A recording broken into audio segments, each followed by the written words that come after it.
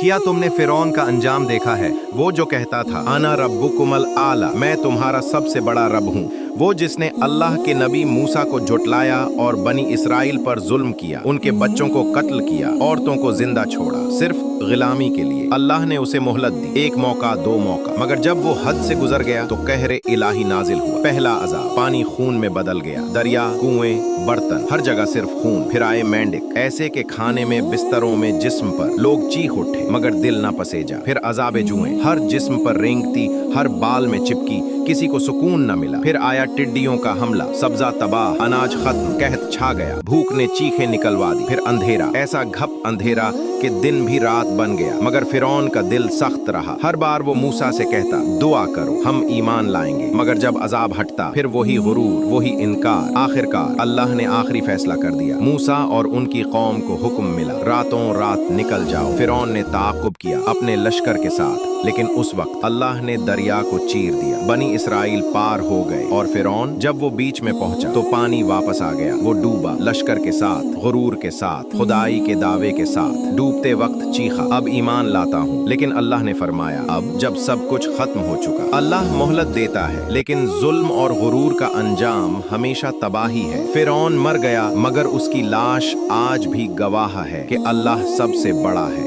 अगर ये बात दिल तक पहुंची हो तो वीडियो को लाइक जरूर करें, कमेंट में लिखें अल्लाह सबसे बड़ा है, और मजीद हक और हिदायत भरे पैगामात के लिए चैनल को सब्सक्राइब करें।